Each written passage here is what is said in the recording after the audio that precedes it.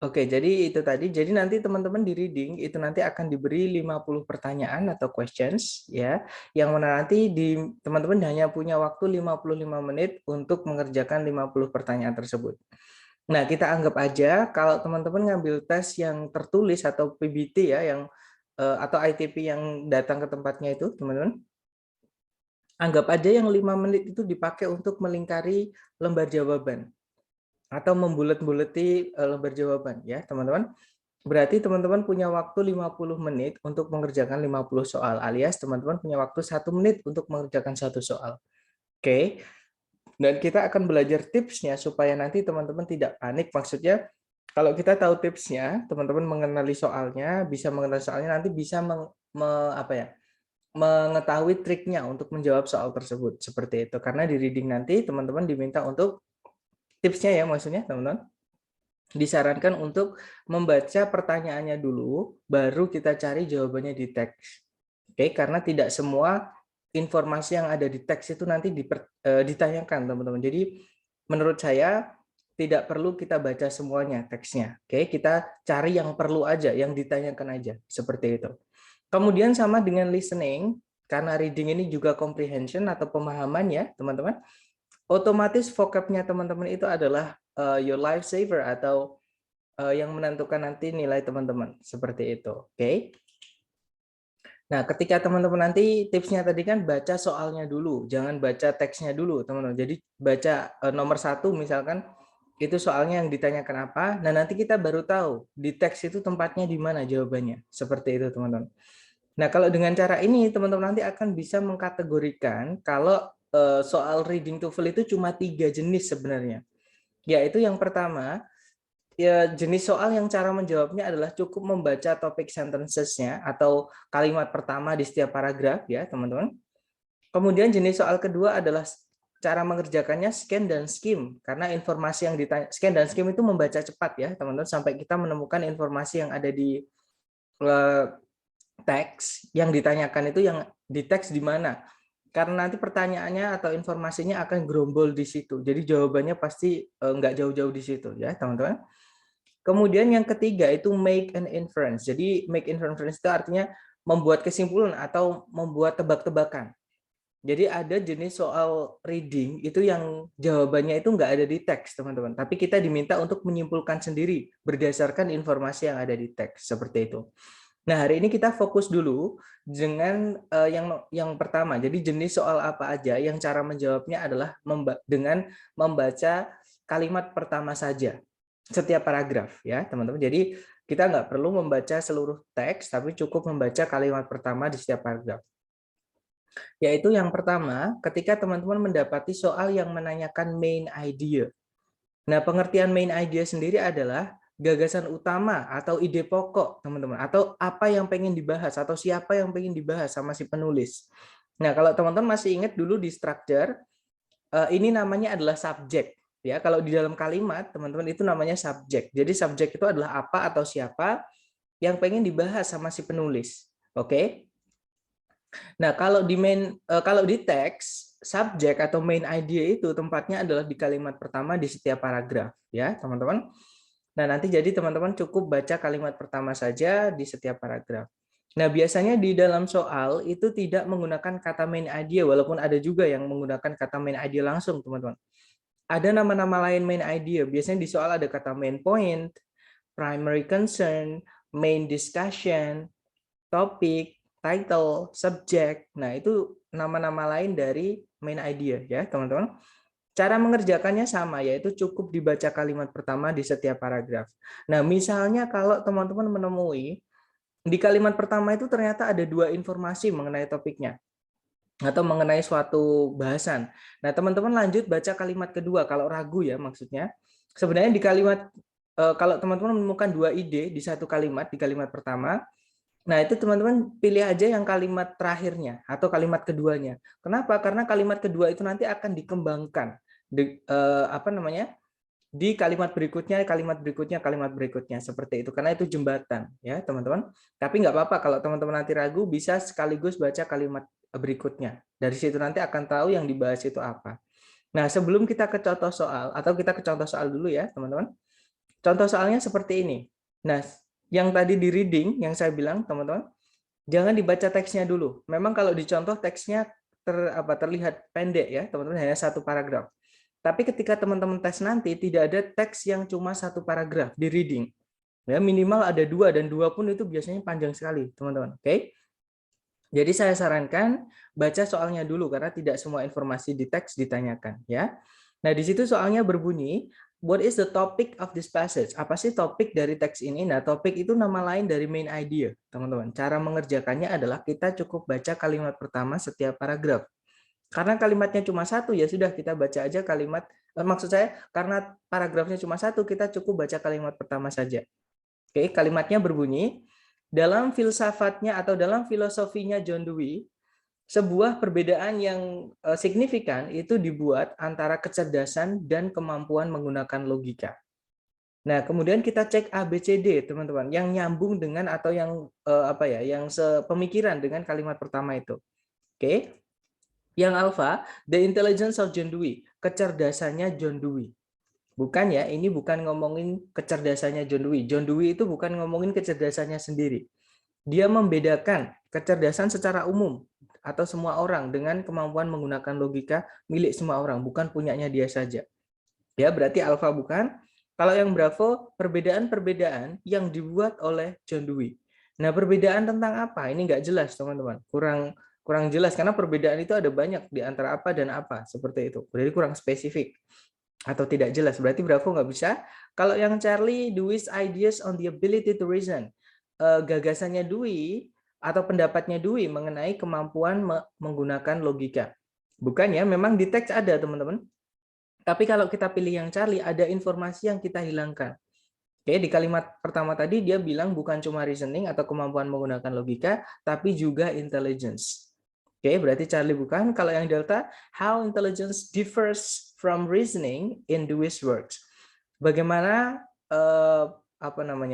kecerdasan itu berbeda dari kemampuan menggunakan logika dalam karya-karyanya Dewey. Nah, ketemu ya, jawabannya adalah yang Delta. Nah, dari contoh soal mungkin ada yang ingin ditanyakan, teman-teman. Silahkan.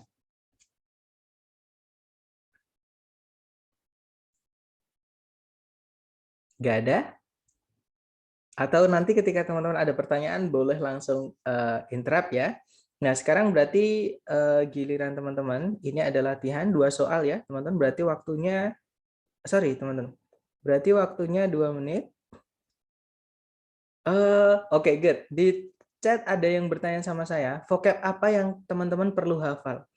Nah, teman-teman yang perlu highlight atau teman-teman perlu ingat-ingat itu adalah nama-nama lain dari main idea, istilah-istilah lain dari main idea, yaitu main idea, main point, primary concern, main discussion, topic, title, subject. Nah, misal teman-teman menemukan kata-kata ini di soal, cara mengerjakannya itu tadi, cukup baca kalimat pertama di setiap paragraf. Seperti itu, Miss. Gimana? Apakah dapat maksudnya? Atau masih bingung? Kalau untuk vocab text, teman-teman itu akan berubah-ubah tergantung topiknya, ya. Jadi jangan menghafal vocab, tapi teman-teman cukup pahami aja kalau main idea atau gagasan utama itu nggak harus disebut main idea, walaupun kadang juga nyebutnya main idea. Oke, intinya dia punya nama-nama lain yang sebenarnya maksudnya sama aja, seperti itu. Oke, mungkin ada pertanyaan lagi, silahkan teman-teman.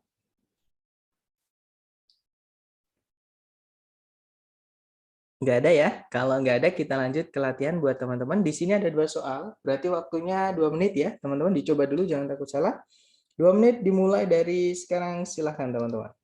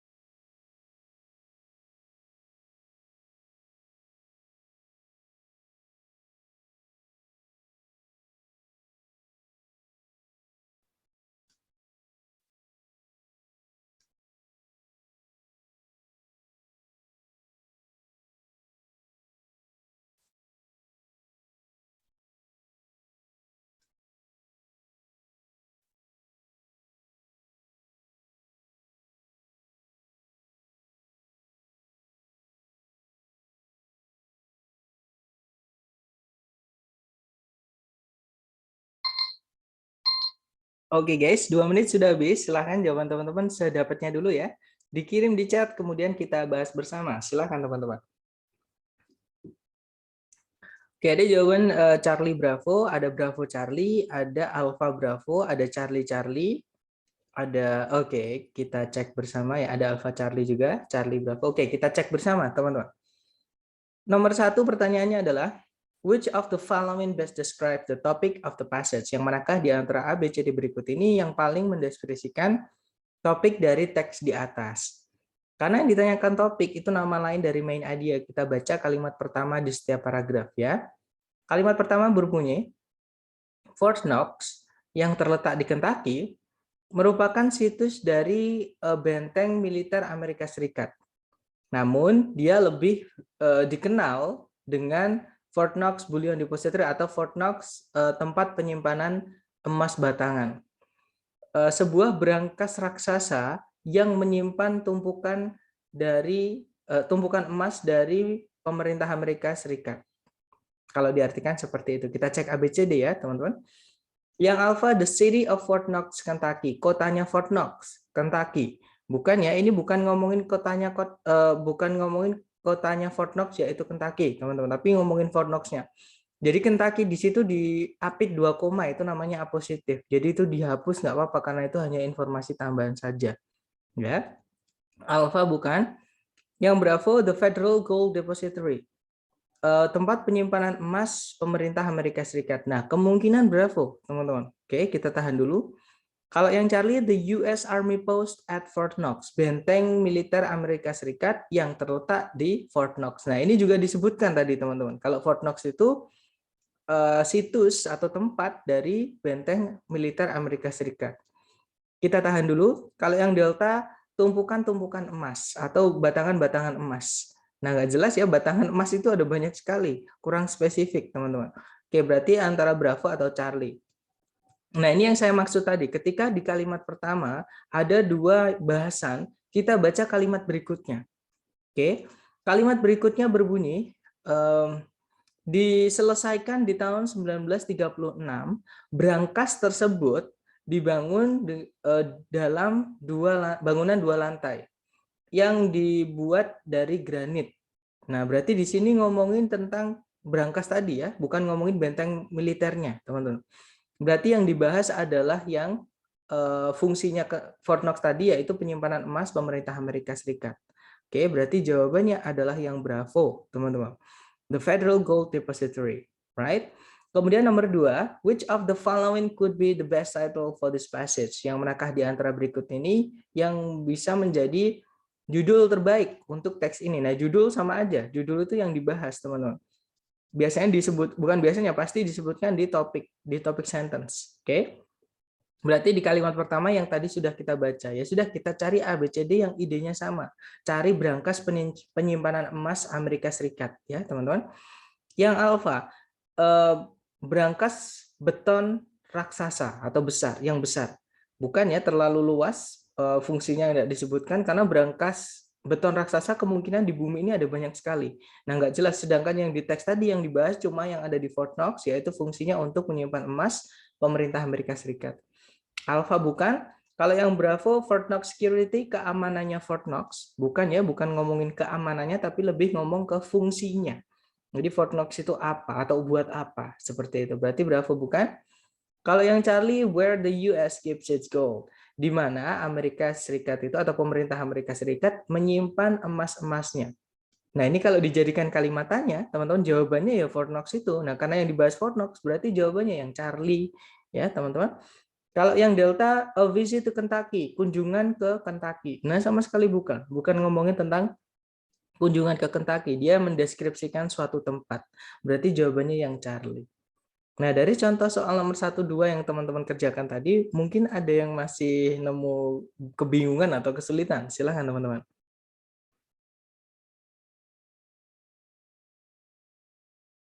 Atau kita coba lagi ya. Nanti kalau ada pertanyaan, teman-teman boleh langsung tanyakan. Silahkan dicoba number 3.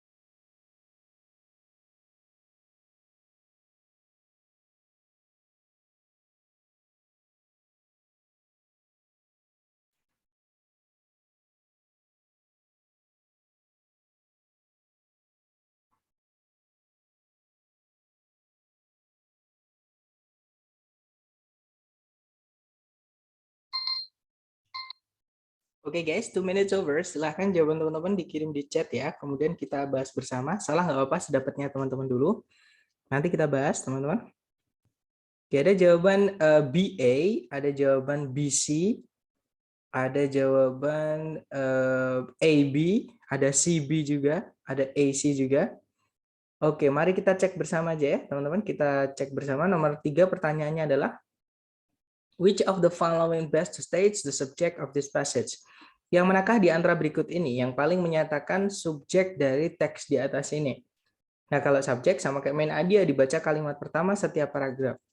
Kalimat pertama paragraf 1 dia bunyinya adalah one identifying characteristic of minerals is their relative hardness, which can be determined by scratching one mineral with another. Salah satu karakteristik mineral untuk membedakan yang satu dengan yang lain adalah tingkat kekerasan relatif mereka yang bisa ditentukan dengan cara menggoreskan salah satu jenis mineral dengan yang lain. Nah, kita cek ABCD. Yang alpha, the hardness of diamonds. Nah, tiba-tiba nyebut diamonds, teman-teman. Walaupun diamonds itu salah satu contoh mineral, tapi pasti di situ diamond hanya sebagai contoh, misalkan ada kata diamond, ya. Karena ini untuk seluruh mineral, bukan cuma diamond, berarti alpha bukan, teman-teman. Kalau yang Bravo, identifying minerals by means of a scratch test, menentukan jenis-jenis mineral dengan cara melakukan tes gores. Nah, ketemu ya, jawabannya adalah yang Bravo. Kalau yang Charlie, feldspar on the Mohs scale, feldspar di skala Mohs. Nah, sama teman-teman, di sini feldspar itu sejenis mineral juga kayak diamond ya. Nah, kalau kita pilih yang Charlie seolah-olah cuma ngomongin feldspar, padahal teks ini ngomongin atau berlaku ke seluruh mineral. Seperti itu. Charlie nggak bisa. Kalau yang Delta, recognizing minerals in their natural state, mengenali mineral di keadaan alami mereka atau di keadaan normal mereka. Bukan ya, karena tadi ada campur tangan manusia, yaitu menggoreskan dengan yang satu dengan yang lain. Kalau yang masih di alam liar atau di alam itu kita nggak tahu apakah itu berlian. Kalau mentah ya, teman belum diproses, apakah itu berlian, apakah itu feldspar, seperti itu kita nggak bisa kenal. Kemudian nomor 4, the main idea of the passage is that, gagasan utama dari teks ini adalah bahwa, sama gagasan utama, berarti kalimat pertama tadi ya, ngomongin tentang cara mengidentifikasi mineral dengan cara menggoreskan yang satu dengan yang lain. Kita cek ABCD, teman-teman. Yang alpha, the hardness of mineral can be determined by its ability to make a mark on other minerals. Tingkat kekerasan dari mineral itu bisa ditentukan dari kemampuannya untuk meninggalkan bekas atau meninggalkan tanda, maksudnya menggores tadi ya, pada mineral-mineral yang lain. Nah, ketemu teman-teman, jawabannya adalah yang alpha. Kalau yang Bravo, diamonds with hardness of 10 on the Mohs scale can scratch other minerals. Berlian dengan tingkat kekerasan 10 di skala Mohs bisa menggores mineral-mineral yang lain. Nah, di sini hanya ngomongin diamond saja, sedangkan teks bukan cuma ngomongin diamonds, umum ngomongin mineral, berarti Bravo bukan ya. Kalau yang Charlie, a softer mineral cannot be scratched by harder mineral. Mineral yang lebih lembut itu tidak bisa digores dengan atau oleh mineral yang lebih keras. Sama sekali tidak ada keterangan seperti itu di kalimat pertama, berarti nggak bisa ya. Kalau yang Delta, talc is the first mineral listed on the Mohs scale. Nah, ini batu kapur ya, teman-teman. Merupakan yang pertama, yang sejenis mineral yang ditulis di urutan pertama dalam skala mol.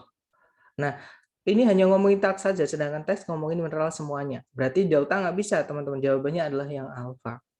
Oke, lanjut lagi. Kalau ada pertanyaan, teman-teman boleh langsung bertanya ya. Oke, ternyata untuk main idea sudah habis, teman-teman. Sekarang jenis soal kedua ya, yang cara mengerjakannya juga sama, yaitu teman-teman cukup baca kalimat pertama saja setiap paragraf ya. Jadi nggak perlu baca yang lain, oke? Karena yang ditanyakan ini adalah idea organization atau bagaimana. Jadi pengertian idea organization itu bagaimana si penulis itu mengembangkan idenya, teman-teman. Misalkan paragraf pertama ngomongin apa, paragraf kedua itu ngomongin apa lagi, paragraf ketiga ngomongin apa lagi. Nah, itu pengembangannya gimana? Seperti itu. Nah, teman-teman cukup membandingkan kalimat pertama di setiap paragraf saja. Nanti diurut ya. Kalimat pertama ke paragraf kedua itu hubungannya apa? Apakah kontras? Apakah berlawanan? Apakah saling mendukung? Apakah kalimat pertama paragraf kedua itu hanya menjelaskan kembali. Nah, itu seperti itu yang ditanyakan jenis soal ini ya. Jadi nanti biasanya soalnya ada kata how, bagaimana, ideas atau information, bagaimana ide atau informasi, organize, dikembangkan atau presented, disajikan, related, dihubung-hubungkan yang satu dengan yang lain. Seperti itu. Oke. Nomor 3 tadi jawabannya adalah yang bravo. Oke. Kemudian cara menjawabnya teman-teman cukup cek kalimat pertama atau topic sentence ya namanya, teman-teman. Kalimat pertama di setiap paragraf atau paragraf yang ditanyakan. Ada jenis soal idea organization itu yang cuma menanyakan misalnya teman-teman, apa hubungan paragraf 2 sama paragraf 3? Misalnya seperti itu. Tapi kalau nggak ada paragraf yang disebutkan, teman-teman baca kalimat pertama setiap paragraf. Ya, nanti dihubung-hubungkan sendiri seperti itu. Terus dicocokkan dengan pilihan A, B, C, D. Atau kita ke contoh soal, teman-teman. Contoh soalnya seperti ini, sama kalau reading jangan dibaca teksnya dulu, kita baca soalnya dulu. Di situ soalnya berbunyi, in this passage, di dalam teks ini, nah sama sekali nggak jelas pertanyaannya. Nah kalau pertanyaannya nggak jelas seperti ini, nggak tahu kita yang ditanyakan apa, kita baca jawabannya teman-teman ya. Yang alpha, sebuah ide itu disajikan dan kemudian refuted itu dibantah. Oke, nah kalau yang Bravo, sebuah konsep itu diikuti oleh contoh-contoh. Kalau yang Charlie, sebuah sebab diikuti akibat. Yang Delta, sebuah kepercayaan yang didukung oleh alasan-alasan logis. Nah, berarti ini kita nanyain bagaimana sih idenya atau penulis itu menyusun ide-idenya di teks, teman-teman. Seperti itu. Kita cek kalimat pertama setiap paragraf ya. Kalimat pertama paragraf 1 dulu. Jika ditanya siapa penemu atau siapa yang menemukan permainan baseball, hampir semua orang Amerika akan menjawab bahwa kepercayaan mereka adalah Abner Doubleday yang melakukannya. Maksudnya menemukan game baseball tadi. Kemudian paragraf kedua, Doubleday itu hanya diberi penghargaan atas penemuan ini, maksudnya penemuan permainan baseball itu di awal abad ke-20-an.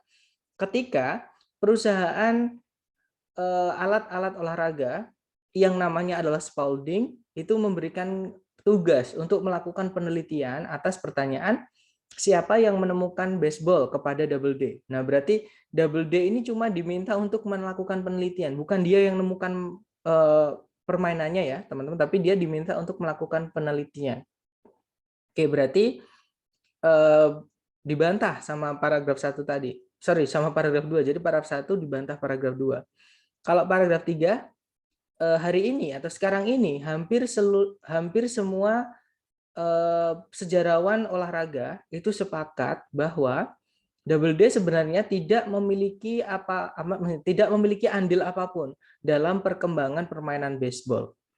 Nah, berarti itu tadi fakta disebutkan ya, teman-teman, atau pernyataan disebutkan, kemudian dibantah sendiri di paragraf 2, kemudian dibantah lagi di paragraf 3 ya. Intinya paragraf 1 ada fakta, dibantah di paragraf 2 sama paragraf 3. Kita cek ABCD. Yang alfa, sebuah ide disajikan dan kemudian dibantah. Nah, ketemu teman-teman, jawabannya adalah yang alfa.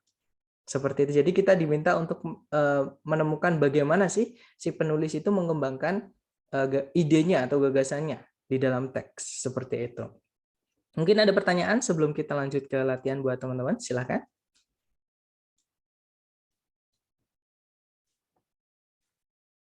Nggak ada ya, teman-teman? Baik, kalau nggak ada di sini ada satu soal, berarti waktunya 1 menit. Dicoba dulu, teman-teman. 1 menit dimulai dari sekarang. Silakan.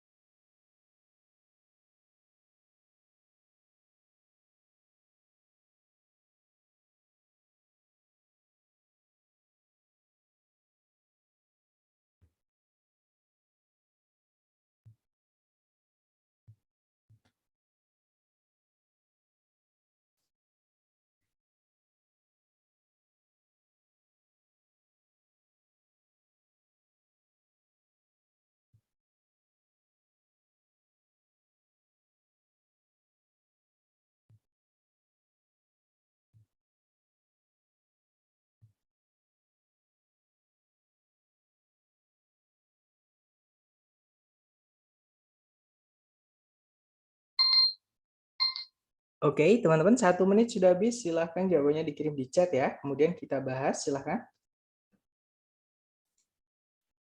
Oke, ada jawaban alfa, ada jawaban delta. Oke, antara alfa dan delta ya. Kita cek bersama, teman-teman.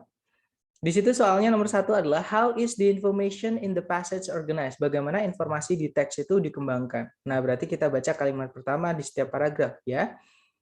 Paragraf pertama, konflik di dalam sebuah organisasi tidak selalu dipandang sebagai sesuatu yang tidak diinginkan.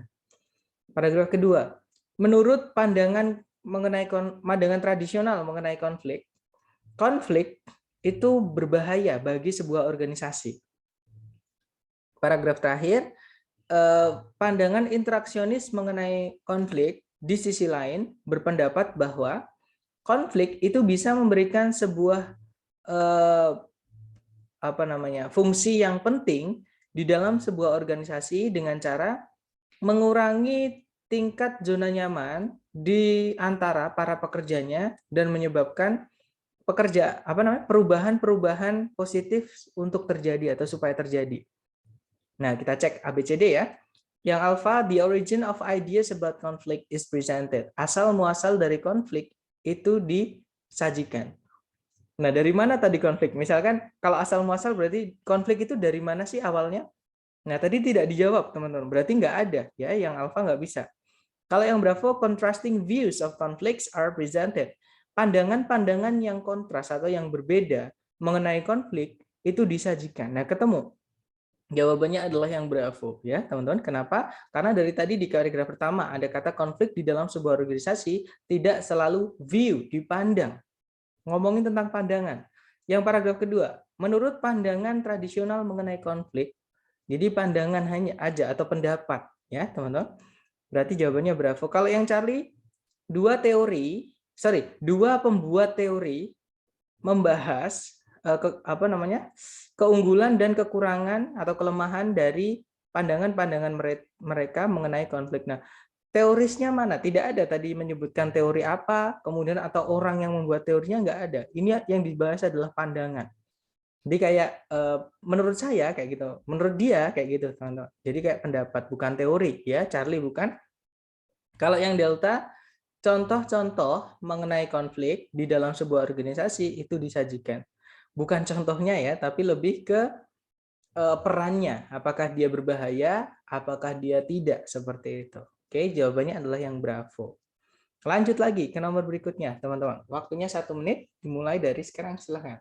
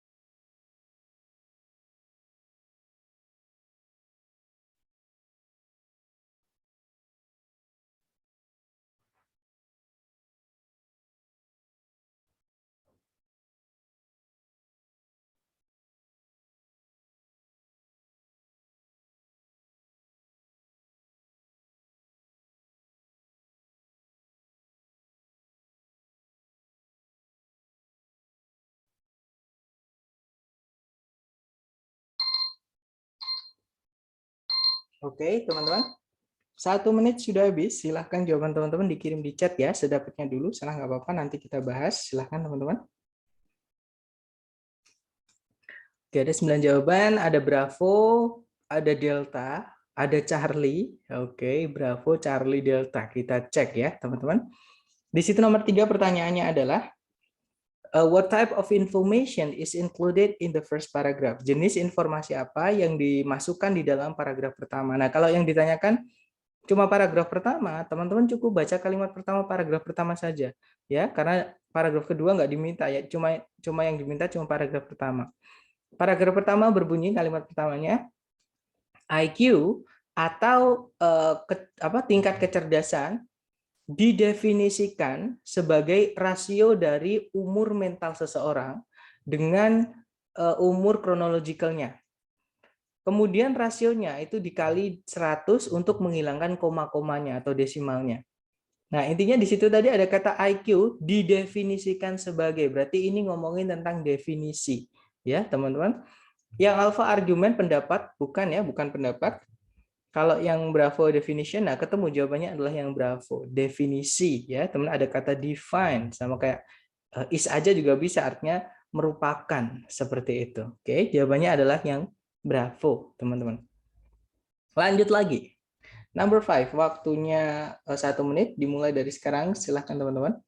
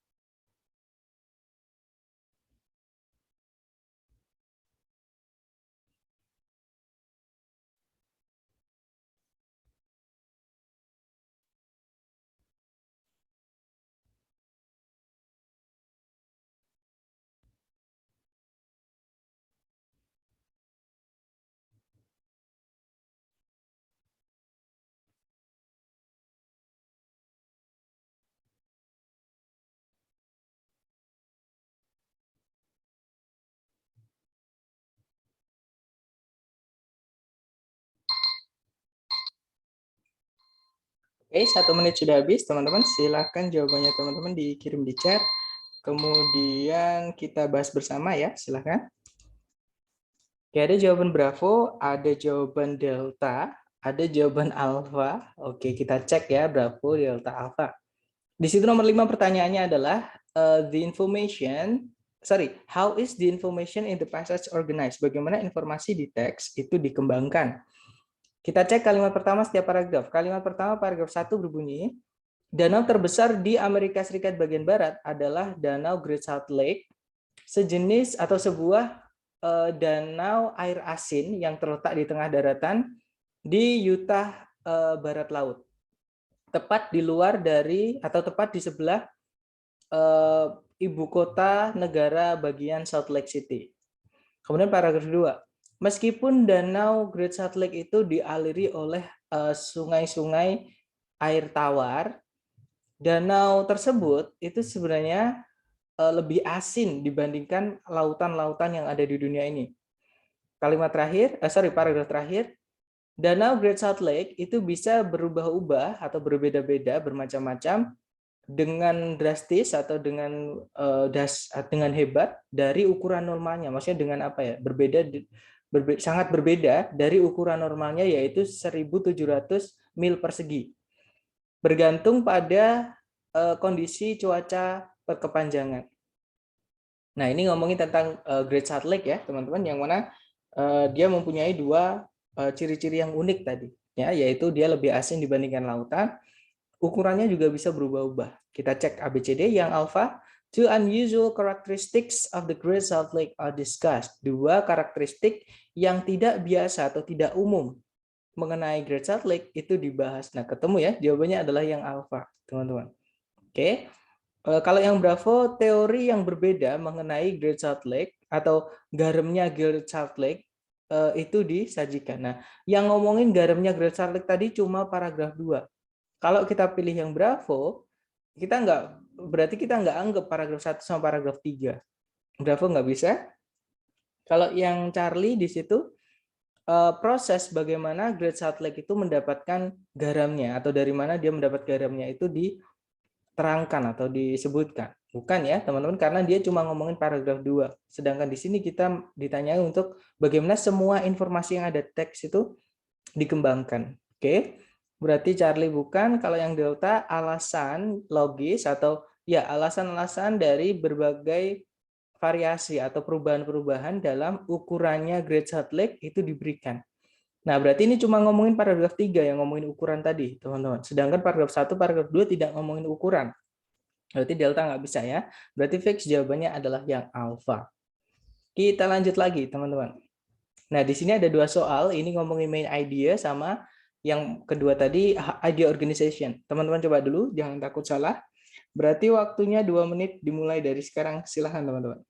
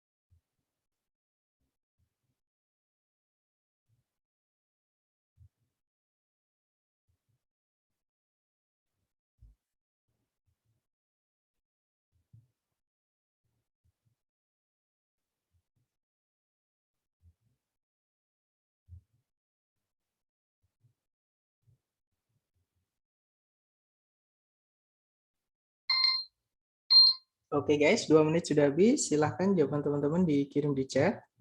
Kemudian kita cek bersama ya, silahkan. Oke, ada jawaban Charlie Bravo, sorry teman-teman. Charlie Bravo, Charlie Bravo, Charlie Bravo. Baik, semuanya menjawab Charlie Bravo ya. Mari kita cek teman-teman. Di situ nomor 1 pertanyaannya adalah gagasan utama dari teks di atas adalah, kita cek gagasan utama berarti kalimat pertama di setiap paragraf ya. Kalimat pertama paragraf 1, jenis-jenis kalender pada umumnya itu bisa berdasar pada matahari atau pada bulan. Paragraf kedua, kalender yang berbasis pada bulan itu disinkronisasikan dengan perhitungan 30 hari itu atau 1 bulan ya, teman-teman, dibandingkan perhitungan tahun yang menggunakan matahari. Nah, kita cek ABCD. Yang alfa, all calendars are the same. Semua kalender itu sama. Jelas bukan ya, teman-teman? Karena jelas tadi dijelaskan berdasarnya ada 2, matahari atau kalau nggak gitu bulan. Nah, di paragraf kedua dijelaskan malah kalau yang pakai bulan itu perhitungannya menggunakan hitungan bulan, bukan penghitungan matahari. Seperti itu. Nanti alfa bukan.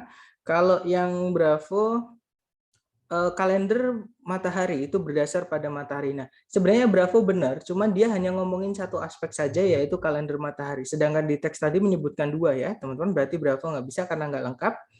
Kalau yang Charlie, kalender-kalender yang berbeda itu memiliki dasar-dasar yang berbeda juga, atau basisnya berbeda juga. Nah, ketemu ya, jawabannya adalah yang Charlie. Tadi karena can be based on the sun or on the moon. Jadi bisa pada matahari, bisa pada bulan, tergantung yang lunar atau solar ya.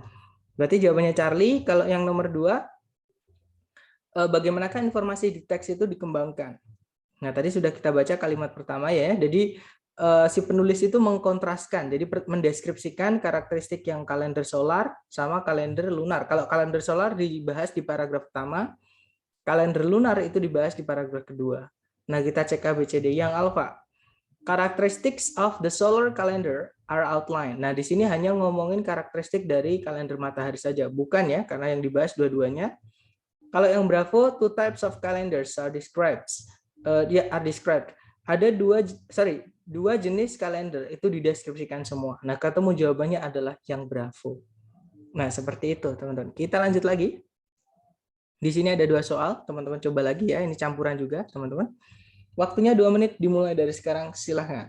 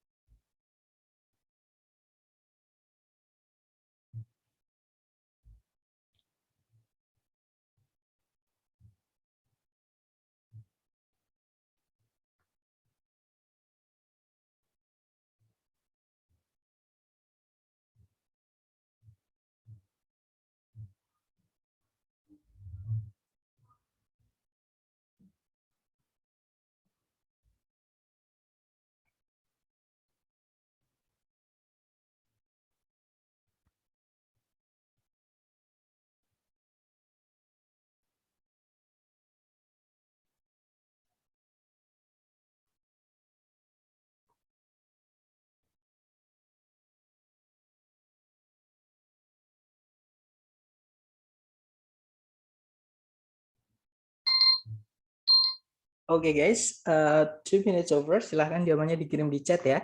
Kemudian nanti kita bahas bersama. Silahkan. Oke, ada jawaban Alpha Bravo, Charlie Bravo, Bravo Bravo. Oke, kita cek ya. Di situ nomor 3 pertanyaannya, yang manakah di antara berikut ini yang paling menyatakan main idea dari teks di atas? Berarti kita baca kalimat pertama di setiap paragraf ya, teman-teman. Paragraf pertama, vaksin itu dipersiapkan atau dibuat dari virus-virus atau bakteri-bakteri yang berbahaya dan kemudian diberikan kepada pasien untuk memberikan kekebalan terhadap penyakit-penyakit tertentu. Paragraf kedua, kelas vaksin yang paling dasar sebenarnya mengandung mikroorganisme penyebab penyakit yang telah dibunuh dengan cairan yang mengandung formaldehyde. Kemudian paragraf berikutnya, jenis vaksin kedua mengandung racun yang dihasilkan dari mikroorganisme tadi, bukan mikroorganismenya itu sendiri. Jadi maksudnya nggak ada mikroorganismenya, adanya racunnya saja ya teman-teman. Kalau paragraf terakhir, jenis terakhir dari vaksin mengandung mikroorganisme hidup yang telah dilemahkan. Nah, kita cek ABCD. Yang alfa, vaksin memberikan kekebalan terhadap penyakit-penyakit tertentu. Nah, itu tadi ada di kalimat pertama paragraf 1. Tapi inti seluruh teks itu kita harus sambung dengan kalimat pertama di setiap paragraf yang lain ya, teman-teman. Berarti yang alfa bukan karena tidak ada sebutan menyebutkan jenis-jenis vaksin. Kalau yang Bravo, vaksin itu mengandung mikroorganisme penyebab penyakit. Bukan ya, karena ada satu jenis vaksin tadi yang tidak mengandung mikroorganismenya, tapi cuma mengandung racunnya. Jadi tidak semua toksin itu mengandung mikroorganisme, teman-teman. Ada yang tidak. Berarti Bravo bukan. Kalau yang Charlie, vaksin itu diperoleh dengan cara-cara yang berbeda. Nah, jawabannya adalah yang Charlie ya. Jadi maksudnya diperoleh di sini dibuat. Nah, di kalimat pertama kan tadi disebutkan vaksin itu dibuat dari virus atau bakteri yang berbahaya. Kemudian kalimat pertama paragraf 2, yang pertama, jenis pertama, vaksin itu dibuat dari mikroorganisme penyebab penyakit yang sudah dibunuh. Oke, yang kedua, tipe kedua, vaksin itu dibuat dari racun yang dihasilkan oleh mikroorganismenya, tapi mikroorganismenya tidak dipakai. Oke, yang terakhir, vaksin itu mengandung mikroorganisme tapi sudah dilemahkan, seperti itu. Nah, berarti jawabannya yang Charlie ya, teman-teman. Kalau yang nomor 4, how many types of vaccines are presented in the passage? Ada berapa jenis vaksin yang disebutkan di dalam teks? Nah, tadi ada 4 ya, yang sudah saya jelaskan sebelumnya tadi. Jadi ada yang sudah dibunuh bakterinya atau virusnya. Kemudian yang kedua ada yang cuma diambil racunnya saja. Yang ketiga ada yang sudah dilemahkan. Jadi nggak dibunuh tapi dilemahkan. Oke, berarti jawaban nomor 4 adalah Bravo, yaitu 3. Seperti itu. Lanjut lagi, teman-teman. Nomor 7 dan 8, coba dulu ya. Waktunya 2 menit. Dimulai dari sekarang. Silahkan, teman-teman.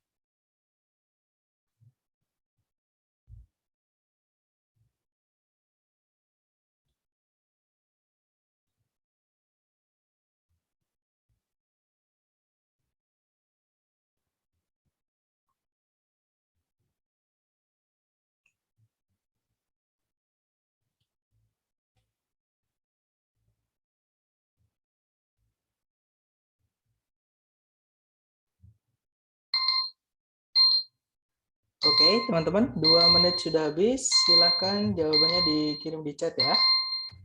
Sebentar.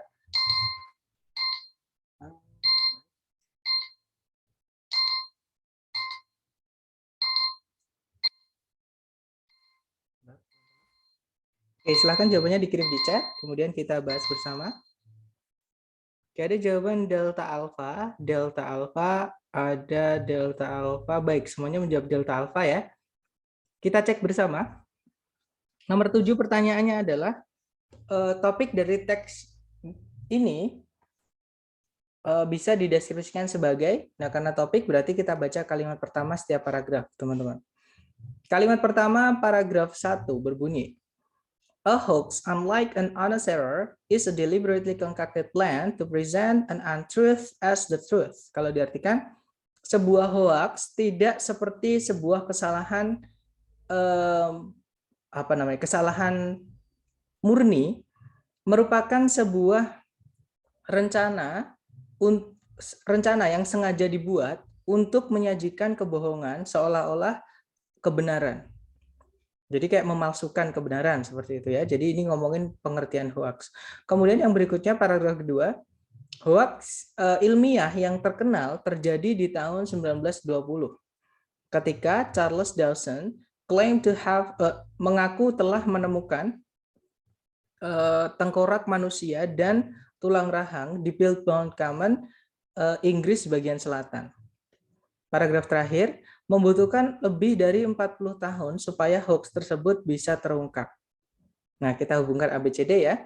Yang alpha Piltdown Man, ngomongin Piltdown Man bukan ya, karena di Piltdown Man tadi hanya temuannya Charles Dawson yang mana itu hanya bohongan atau hoax, hanya contoh.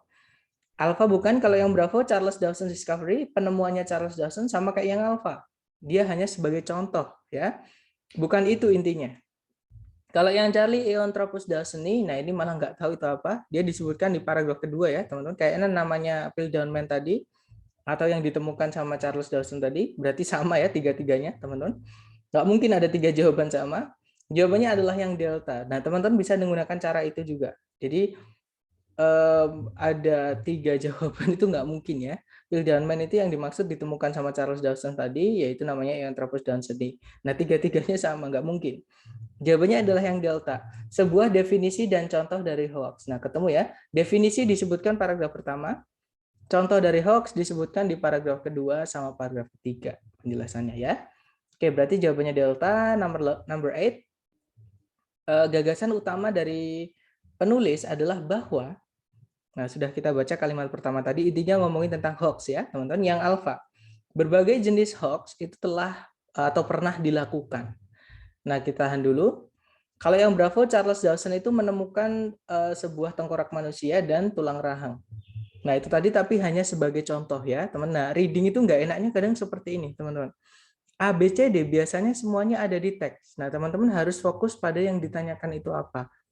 Yang ditanyakan main point, berarti bukan cuma nanyakan informasi yang spesifik di satu paragraf, tapi seluruh paragraf. Tapi cukup kita baca kalimat pertama setiap paragraf ya. Bravo intinya bukan. Charles Dawson itu bukanlah seorang pria yang jujur. Nah, ini malah jadi kesimpulan ya, teman-teman. Tapi bukan itu, karena itu hanya sebagai contoh. Ini lebih ngomongin tentang hoax. Yang Charlie bukan, kalau yang Delta, tengkorak manusia dan tulang rahang yang ditemukan itu sangatlah tua. Nah, ini malah ngomongin tulang rahang dan tengkorak yang ditemukan. Padahal itu hanya contoh ya. Intinya tentang hoax, dan ABCD yang menyebutkan kata hoax itu cuma yang alpha. Berarti jawabannya alpha. Seperti itu. Nah, itu tadi adalah jenis kedua ya. Jadi yang pertama yang cara menjawabnya adalah dengan mencari kalimat pertama setiap paragraf adalah pertanyaan yang menanyakan main idea ya, teman-teman. Kemudian yang kedua itu yang menanyakan idea organization atau bagaimana penulis itu mengorganize atau menyusun idenya di dalam teks, mengembangkan di dalam teks. Nah, yang ketiga atau yang terakhir jenis soal yang cara mengerjakannya adalah dengan membaca kalimat pertama itu adalah tone, purpose, sama course. Oke, tapi sebelum ke tone, purpose, sama course, ada yang bertanya, teman-teman. Mohon izin bertanya, berdasarkan penjelasan tadi, apakah bisa ditarik kesimpulan bahwa semua paragraf yang ada di reading itu termasuk paragraf deduktif? Nah, ini teman-teman. Hati-hati ya, kesimpulan dengan topik itu beda. Deduktif itu adalah menyimpulkan apa namanya? Menyimpulkan informasi. Jadi ada yang induktif sama deduktif. Induktif itu kalau informasinya disimpulkannya dari terakhir, jadi di akhir. Sedangkan deduktif itu di awal. Bukan seperti itu, teman-teman. Topik itu adalah pasti topik itu tempatnya di awal. Sama kayak subjek. Subjek itu pasti tempatnya di awal. Informasi atau maksud si penulis itu pasti disebutkan di kalimat pertama di setiap paragraf. Nah, beda dengan kesimpulan ya. Kalau kesimpulan bisa di tengah juga, teman-teman. Bisa di awal juga, bisa di akhir juga. Atau apa ya namanya?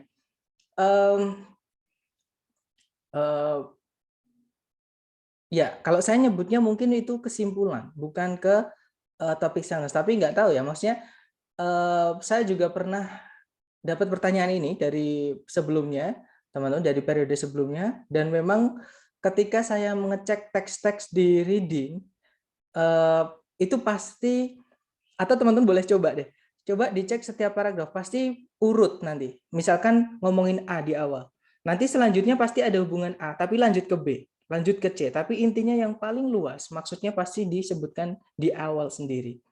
Ya, tapi itu bukan deduktif induktif, teman-teman. Itu namanya ya memang topik sentence atau subjek, itu tempatnya di awal.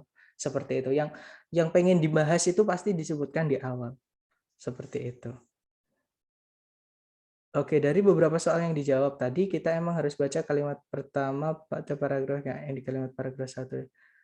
Enggak, Dika. Ya, that's right. Tergantung yang ditanyakan ya. Kalau misalkan yang ditanyakan itu menyebutkan kita hanya ditanya paragraf 1 saja, ya berarti cukup kita baca kalimat pertama paragraf 1 aja. Tapi kalau nggak ada paragrafnya, menanyakan seluruh teks, berarti jangan cuma satu paragraf ya, teman-teman. Namanya seluruh teks ya berarti seluruh paragraf. Tapi teman-teman untuk mewakilinya, satu paragraf itu bisa diwakili dengan topik, teman-teman. Nah, topik itu tempatnya adalah di topik sentence. Topik sentence tempatnya adalah di mana namanya? Di awal. Nah, kalau thesis statement beda, teman-teman. Jadi ada namanya thesis statement ketika kita mau berargumen ya, atau kita mau mendeskripsikan sesuatu itu namanya thesis statement. Kalau thesis statement itu bisa tempatnya di awal, di akhir, itu di tengah juga bisa. Tapi umumnya di akhir kalau thesis statement itu tempatnya di akhir paragraf 1. Seperti itu. Tapi ya mungkin itulah yang disebut dengan deduktif induktif, teman-teman. Tapi kalau di soal reading TOEFL, saya sarankan menggunakan cara yang kita pelajari ini ya, teman-teman. Kemudian berarti main idea bisa disimpulkan dari setiap kalimat pertama di setiap paragraf seperti contoh nomor 6 sampai 8 tadi. Ya, that's right. Kecuali jika teman-teman mendapati di soal itu ada disebutkan hanya paragraf berapa saja. Misalkan informasi di paragraf 1 membahas tentang apa. Nah, itu nggak perlu baca semuanya, cukup kalimat pertama paragraf 1 karena yang ditanyakan cuma paragraf 1, teman-teman. Tapi kalau nggak ada spesifik paragraf, ya teman-teman baca kalimat pertama setiap paragraf seperti itu. Gimana teman-teman? Mungkin ada pertanyaan lagi?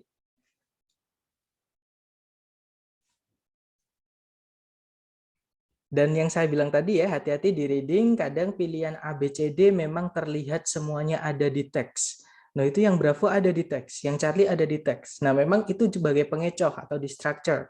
Kita harus fokus sama yang ditanyakan. Yang ditanyakan apa? Seperti itu. Ya, nanti informasinya di mana kita bisa tahu ketika kita tahu yang ditanyakan, teman-teman. Itu di reading, oke? Di bahasa Indonesia juga sama. Kita pasti kalau teman-teman masih ingat ujian bahasa Indonesia itu ada pertanyaan gagasan utama. Nah, kalau kita nggak tahu gagasan utama, ya jawabnya nggak tahu. Padahal kita juga pakai bahasa Indonesia. Sama, teman-teman. TOEFL di Inggris, di reading ini banyak juga yang terkecoh dengan istilah-istilah seperti itu. Ya. Jadi memang TOEFL itu memang agak sedikit berat, terutama vocab-nya. Oke, mungkin ada pertanyaan lagi. Kalau nggak ada, saya lanjut, teman-teman.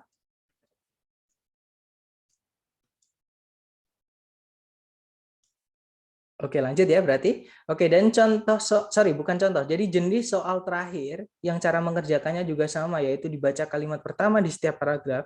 Itu adalah soal yang menanyakan tone, purpose, sama course. Tone itu adalah ini ya, teman-teman, emosi atau suasana atau nuansa yang dituangkan penulis di teks. Nah, penulis itu teman-teman bisa bayangkan ketika ketika penulis nulis teks itu tuh gimana emosinya dia? Apakah dia marah? Apakah dia sedih, apakah dia berusaha untuk menarik perhatian, dan apakah dia hanya netral? Maksudnya netral itu hanya pengen memberikan informasi saja. Nah, seperti itu ya. Kemudian purpose. Purpose itu maksud atau tujuan. Jadi penulis itu kalau menulis teks itu kira-kira tujuannya biar pembaca ngapain. Nanti kita ngapain kalau habis baca teks ini, tujuannya penulis biar apa. Seperti itu. Oke. Kalau course itu adalah kalau teks ini kita masukkan di mata kuliah, kira-kira mata kuliah apa nanti yang membahas tentang teks ini. Seperti itu. Oke. Nah, nanti pertanyaannya pasti disebutkan. Kalau menanyakan tone, ya ada kata tone, teman-teman, di dalamnya. Oke. Kalau menanyakan purpose, ya pasti ada purpose di dalamnya. Kalau menanyakan course juga sama, pasti ada kata course di dalamnya. Oke. Nah, cara menjawabnya sama. Kalau yang ditanyakan tone atau iramanya penulis, teman-teman cari di kalimat pertama setiap paragraf, ada nggak penulis menyebutkan emosinya dia, atau vocab-vocab yang kira-kira menunjukkan emosi atau suasana hati. Contohnya infuriating, artinya menjengkelkan, atau annoying. Nah, kalau ada kata seperti itu berarti penulisnya jengkel, teman-teman. Misalkan worrying atau worrying itu bukan worrying, tapi misalkan alarming, misalkan alarming itu artinya mengkhawatirkan, teman-teman. Alarming. Nah, berarti penulisnya khawatir seperti itu. Oke, misalkan terrifying, menakutkan, berarti penulisnya takut, terrified, seperti itu. Oke, jadi kita cari vocab-vocab yang ada seperti itu, emosi-emosi yang di kalimat pertama setiap paragraf ada nggak disebutkan. Kalau nggak ada, berarti penulisnya netral, alias dia hanya pengen memberikan informasi saja, tidak pengen curhat, seperti itu. Kalau yang ditanyakan purpose, nah teman-teman nanti akan bisa menghubungkan, ya, dari topik sentence setiap paragraf, disimpulkan, kemudian dihubungkan dengan pilihan A, B, C, D. Oke, karena untuk purpose ini ada di pilihan itu pasti ada yang nggak nyambung sama sekali, teman-teman. Seperti itu, nanti teman-teman akan nemu. Oke, kemudian kalau yang ditanyakan course atau mata kuliah, nah ini teman-teman hubungkan vocab-vocab yang ada di topik sentence atau kalimat pertama di setiap paragraf. Itu kalau dimasukkan di mata kuliah kira-kira apa? Apakah geografi, apakah biologi, apakah ekonomi, dan sebagainya. Oke, atau kita ke contoh soal ya, teman-teman. Contoh soalnya seperti ini. Di situ kita baca soalnya dulu. Nomor 1, pertanyaannya adalah, purpose of this passage is to, tujuan dari teks ini adalah untuk. Nah, karena yang ditayangkan tujuan, kita cek kalimat pertama setiap paragraf. Karena di sini cuma satu paragraf, contoh ya, teman-teman. Berarti cukup kita baca kalimat pertama saja. Di situ kalimat pertama berbunyi, In Cold Blood-nya miliknya Truman Capote, merupakan sebuah contoh novel non-fiksi yang terkenal. Novel non-fiksi itu adalah sejenis tipe karya tulis atau sejenis karya tulis yang berdasar pada kejadian-kejadian nyata di mana penulisnya itu berupaya untuk mendeskripsikan alasan-alasan yang melatar belakangi pikiran-pikiran yang ada di cerita tersebut dan emosi-emosi yang menggiring kepada kejadian-kejadian sebenarnya. Seperti itu. Nah, kita cek ABCD. Yang alpha. Discuss an example of a particular literary genre. Membahas sebuah contoh dari sebuah genre atau jenis sastra tertentu. Nah, tadi memang In Cold Blood-nya Truman Capote itu hanya sebagai contoh ya, a well-known example. Dari apa? Novel non-fiksi. Nah, ini adalah particular literary genre atau genre sastra tertentu. Berarti jawabannya alfa, teman-teman. Kalau yang Bravo memberitahukan cerita dari In Cold Blood. Nah, ketika kita baca kalimat pertama tadi, teman-teman tahu nggak ceritanya In Cold Blood? Nggak tahu kan? Nah, berarti Bravo bukan, teman-teman. Kalau yang Charlie, menjelaskan alasan-alasan Truman Capote atas penulisan In Cold Blood. Nah, dari membaca kalimat pertama tadi, apakah teman-teman tahu alasannya kenapa sih Truman Capote itu menulis buku itu? Nggak tahu kan? Nah, berarti Charlie bukan, teman-teman. Kalau yang Delta, mendeskripsikan bagaimana Truman Capote itu melakukan penelitian mengenai novel non-fiksinya itu. Nah, ketika kita baca kalimat pertama tadi, apakah kita menjawab bagaimana Truman Capote itu melakukan penelitian? Kan enggak, berarti jawaban yang paling tepat adalah yang alfa tadi. Oke, kalau yang nomor 2, yang manakah di antara ABCD berikut ini yang paling mendeskripsikan tadi nuansanya atau emosinya penulis di teks? Nah, kita cek tadi di kalimat pertama itu sama sekali tidak ada penulis menyebutkan emosinya, ya teman-teman. Dia hanya memberikan informasi saja atau pengetahuan saja. Nah, berarti artinya di sini penulis hanya netral, tidak berpihak, tidak emosi, tidak, intinya netral, ya teman-teman. Nah, berarti kita cek yang alpha cold itu kejam, bukan ya? Yang bravo sadistik, sadis juga bukan. Yang Charlie emotional, emosinya bercampur aduk. Nah, berarti nanti ada banyak feeling-feeling atau emosi-emosi yang ditulis di teks ya. Ternyata tapi tadi nggak ada emosi-emosi yang ditulis. Berarti Charlie bukan. Jawabannya adalah yang delta, teman-teman. Deskriptif karena penulisnya hanya pengen mendeskripsikan saja. Oke, atau memberitahukan saja, menggambarkan saja. Seperti itu. Berarti jawabannya delta. Kemudian nomor 3, teks ini kemungkinan akan diminta untuk dibaca di mata kuliah atau di kelas yang manakah di antara berikut ini. Nah, ini kita harus hubungkan vocab-vocabnya ya. Tadi ada kata novel. Nah, di ABCD itu ada kata novel, teman-teman. Oke. Kemudian ada 1966, kemudian ada writing, type of writing, kemudian author itu penulis ya. Kemudian, nah itu tadi dari vocab-vocab yang dipakai di situ sudah terlihat ini adalah tentang sastra. Kita cek ABCD. Yang alpha criminal law, hukum kriminal, bukan ya, karena dia ngomongin tentang karya. Kalau yang bravo karya tulis maksudnya ya. Kalau yang bravo American history, sejarah Amerika. Nah sama sekali tidak ada kejadian yang terjadi, maksudnya kejadian Amerika, sejarah Amerika nggak ada teman-teman. Bravo bukan. Kalau yang Charlie Modern American novels. Nah, ketemu ya, teman-teman. Novel-novel Amerika modern. Jadi kalau sudah masuk ke 1900 ke atas, maksudnya abad ke-20 ya, teman-teman, itu sudah masuk ke dalam modern English. Jadi bahasa Inggris sudah modern karena Inggris itu juga berkembang. Ada namanya Old English, ada namanya Modern English. Seperti itu. Nah, sekarang sudah ke Modern English karena sudah abad ke-20 lebih ya, teman-teman. Oke, berarti jawabannya adalah yang Charlie, teman-teman. Seperti itu. Kalau yang Delta, literary research, penelitian mengenai sastra. Nah, kalau ada yang lebih jelas, yang Charlie kan menyebutkan novel di situ. Di teks tadi hanya ngomongin tentang novel aja. Ya sudah, pilih yang lebih jelas, teman-teman, atau lebih spesifik. Oke, berarti jawabannya Charlie. Mungkin dari contoh soal ada yang ingin ditanyakan sebelum ke latihan buat teman-teman, silakan.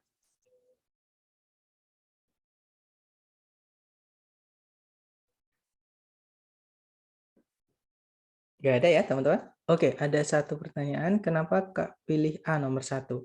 Oke, atau kira-kira Miss pilih yang mana kalau nggak A? Apa karena B, C, D nggak sesuai?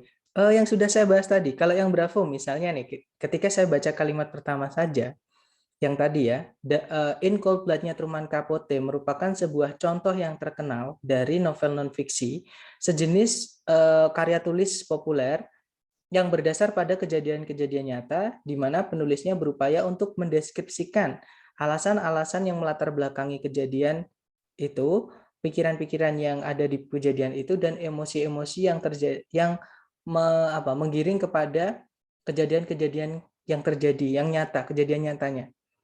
Nah, di sini menjawab nggak? Memberitahu story dari In Cold Blood. Kira-kira kita tahu nggak di situ In Cold Blood itu nyeritain apa sih dari kalimat pertama? Nggak kan, teman-teman? Karena nggak jelas seperti itu.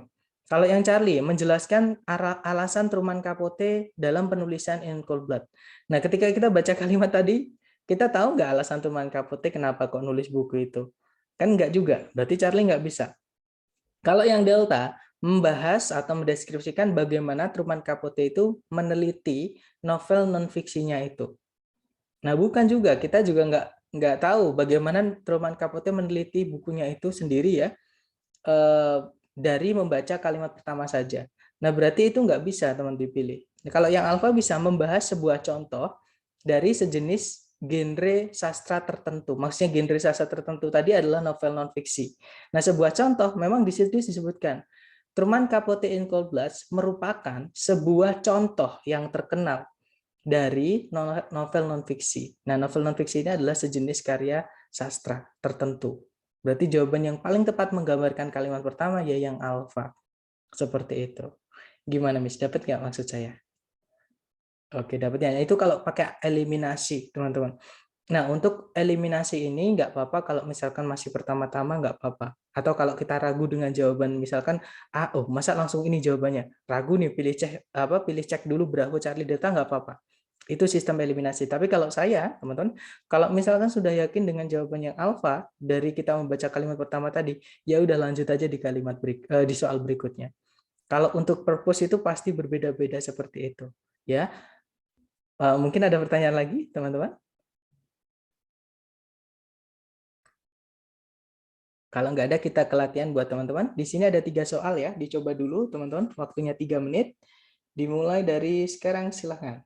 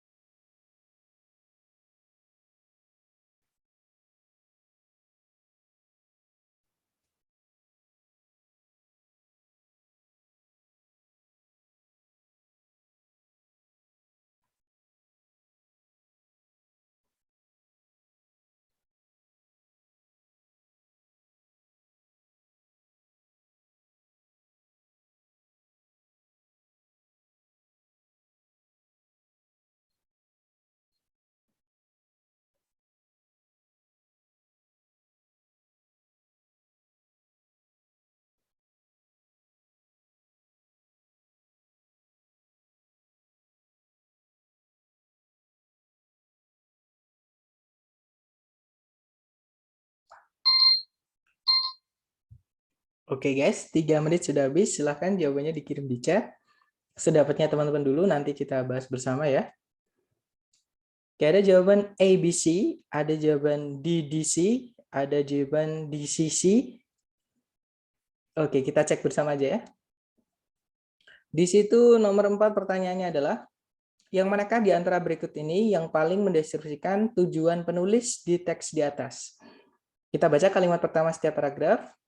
Paragraf 1, hingga saat ini pengakuan-pengakuan yang didapat dari terdakwa atau terduga di atau dalam pengaruh hipnotis itu belum diakui sebagai barang bukti oleh pengadilan-pengadilan yang ada di Amerika Serikat sana. Kemudian paragraf kedua, sebuah kasus sengketa lahan yang membawa-bawa pengakuan yang diperoleh dari hipnotis itu dibawa, atau dulu itu pernah dibawa langsung ke Pengadilan Tinggi Amerika Serikat. Nah, kita cek ABCD, teman-teman. Yang alfa, untuk menjelaskan detail-detail dari sebuah kasus pengadilan tertentu. Bukan ya, teman-teman, karena nggak ada kasus sama sekali. Dia lebih ngomongin tentang fenomena tertentu, yaitu pengakuan yang didapat dari hipnotis tadi. Oke, alfa bukan. Kalau yang bravo, untuk mendemonstrasikan kenapa pengakuan-pengakuan yang dibuat di bawah pengaruh hipnotis itu tidak bisa dipercaya. Nah, hati-hati teman-teman. Ini B ini sangat mengecoh. Kenapa? Karena di teks tadi disebutkan kalau pengakuan-pengakuan memang tidak bisa dianggap sebagai barang bukti oleh pengadilan di Amerika Serikat. Nah, bukan berarti semua pengakuan yang didapat di hipnotis itu tidak bisa dipercaya. Nah, ini tidak bisa dipercaya oleh pengadilan saja. Jadi di sini konteksnya hanya di pengadilan, ya, bukan di kehidupan nyata. Kalau yang Bravo kan itu seolah-olah menjudge kalau hipnotis itu seolah-olah bohong. Jadi nggak bisa dipercaya semuanya. Sedangkan itu hanya di dalam pengadilan saja. Berarti Bravo bukan. Kalau yang Charlie, untuk mengklarifikasi atau memperjelas peran dari pengadilan tinggi dalam tidak validkan pengakuan-pengakuan yang didapat dari orang yang dihipnotis, orang-orang yang dihipnotis. Bukan ya, teman-teman, karena bukan ngomongin peran dari pengadilan tingginya, tapi lebih ngomongin ke bagaimana sih peran atau bagaimana sih status confession atau pengakuan-pengakuan yang didapat dari hipnotis di dalam pengadilan. Charlie bukan, jadi bukan cuma pengadilan tinggi ya, tapi seluruh pengadilan tadi disebutkan di Amerika Serikat. Kalau yang Delta untuk menjelaskan status hukum atau status legal dari pengakuan yang didapat dari hipnotis. Nah, ketemu jawabannya adalah Delta ya, teman-teman. Kalau nomor 5, tone atau suasana hati atau apa ya, emosi penulis di dalam teks ini bisa dideskripsikan sebagai. Nah, jadi di kalimat pertama di paragraf 1 sama kalimat kedua paragraf 2, kalimat pertama paragraf 2 itu sama sekali tidak ada penulis menyebutkan emosi-emosi, teman-teman. Dia hanya menyajikan fakta saja. Ya, kalau pengakuan atas hipnotis itu nggak diterima di pengadilan di Amerika. Jadi kita jadi tahu. Jadi bukan penulis ngajak kita buat ngapain atau penulis curhat kalau dia marah atau gimana, nggak ada, teman-teman. Jadi ini hanya murni penulis hanya pengen memberikan pengetahuan seperti itu. Kita cek yang alpha, outrage itu artinya mengamuk, teman-teman. Oke, atau marah. Bukan ya, karena penulis nggak marah sama sekali. Kalau yang Bravo, judicial itu menjudge atau mengapa ya, langsung mengata-ngatai seperti itu.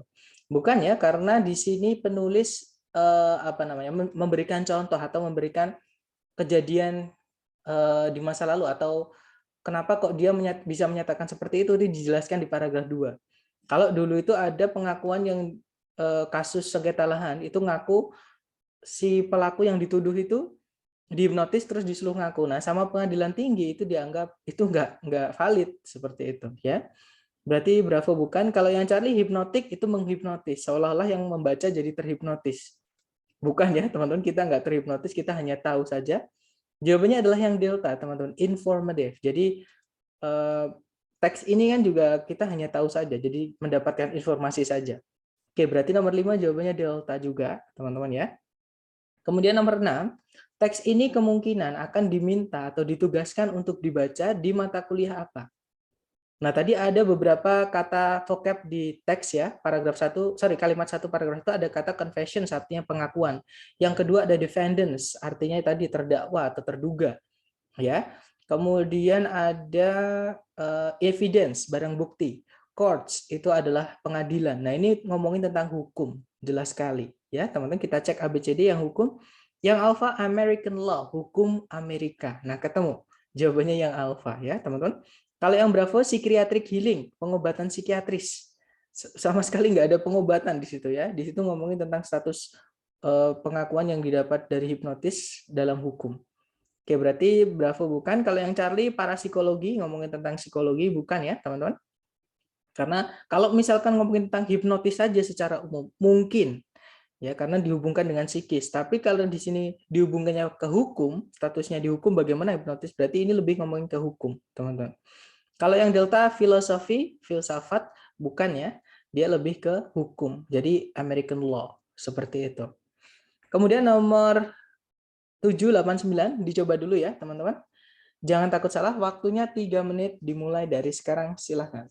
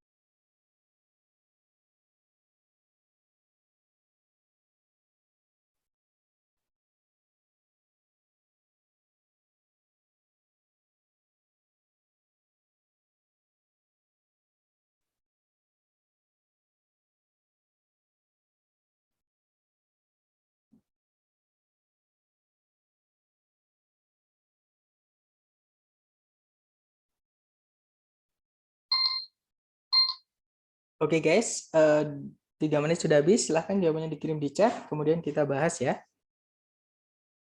Oke, ada jawaban alfa alfa bravo, ada bravo alfa bravo, ada bravo alfa bravo.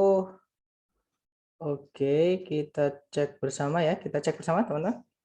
Di situ nomor 7 pertanyaannya, tujuan utama dari penulis di teks ini adalah untuk, berarti kita baca kalimat pertama setiap paragraf. Paragraf pertama, tingkat di mana penggundulan hutan di dunia ini sedang terjadi, itu sangatlah mengkhawatirkan. Nah, ini yang dimaksud teman-teman, mengkhawatirkan. Berarti ini penulisnya khawatir. Kalau yang nanyakan tone nanti, cari yang khawatir artinya. Oke.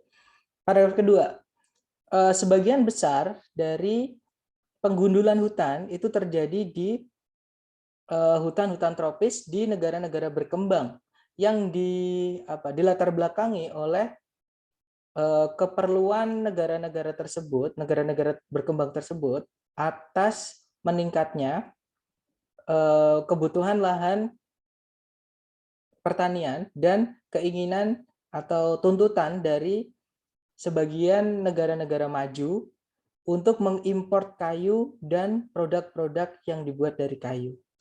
Nah, kita cek ABCD yang alfa. Mengsitasi itu apa ya?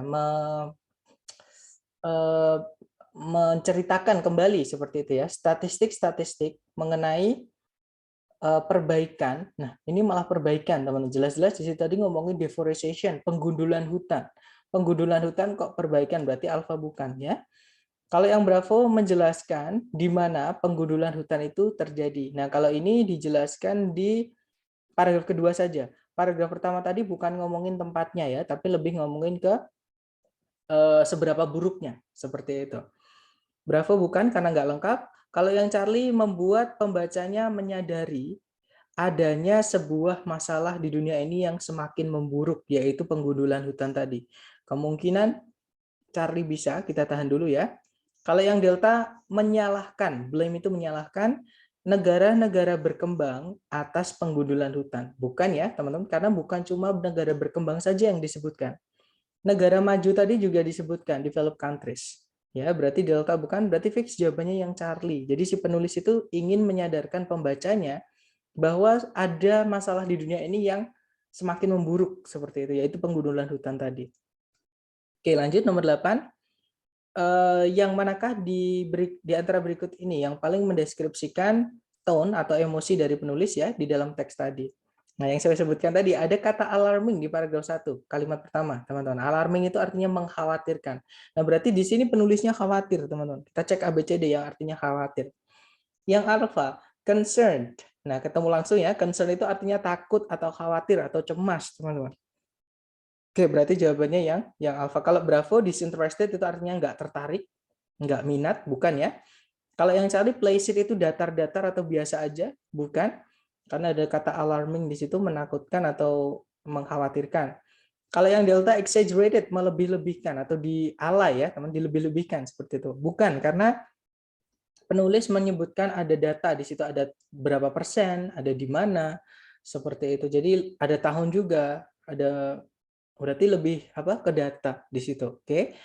Berarti jawabannya yang alfa. Penulis itu khawatir atau cemas, teman-teman.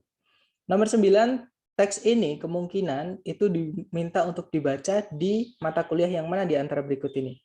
Nah, tadi ada kata deforestation, penggundulan hutan. Ini ngomongin hutan ya. Ada kata forests, hutan, teman-teman. Intinya ini ngomongin tentang penggundulan hutan atau hutan. Oke, yang mana itu masuk ke dalam fitur bumi. Nah, ilmu pengetahuan yang membahas fitur bumi, contohnya sungai, contohnya danau, contohnya laut, contohnya hutan. Nah, itu adalah geografi. Oke, berarti jawabannya yang bravo, geografi ya, teman-teman. Oke, kalau yang alfa, geologi itu ngomongin tentang tanah atau batuan. Oke, kalau yang Charlie, geometri itu kalau nggak salah bangun ruang, dia matematika. Kalau yang delta, marine biology, itu adalah biologi air laut atau biologi laut ya, entah itu misalnya terumbu karang, atau misalnya rumput laut, misalnya hiu, misalnya, nah itu biologi laut. Tetapi tidak ada ngomongin biologi laut ya, ngomongin hutan di daratan tadi, berarti delta nggak bisa. Fix jawabannya yang bravo. Nah, itu tadi adalah jenis-jenis soal yang cara menjawabnya teman-teman nanti cukup baca kalimat pertama di setiap paragraf. Ada 3 ya, teman-teman tadi diingat-ingat. Kalau teman-teman menemukan pertanyaan tentang main idea atau gagasan utama, dan nama-namanya tadi ada banyak ya, selain main idea ada main point dan sebagainya tadi. Oke, dan itu pasti keluar teman-teman. Soal untuk main idea itu pasti keluar. Entah nomor 1, entah nomor 2, biasanya di awal-awal. Kemudian yang kedua, jenis soal kedua itu idea organization. Bagaimana penulis mengembangkan idenya. Nah, kalau ini saya sudah lama tidak menemukan soal ini, tapi dulu pernah. Oke. Kemudian yang ketiga itu soal tone, purpose, sama course. Nah, itu sekitar 70% lah kemungkinan keluar, teman-teman. Jadi, kadang di teks satu biasanya keluar, ada entah purpose-nya aja, entah tone-nya aja, atau tiga-tiganya, atau itu biasanya keluar, biasanya tidak. Seperti itu. Nah, mungkin ada pertanyaan dulu, teman-teman. Silahkan sebelum kita tutup.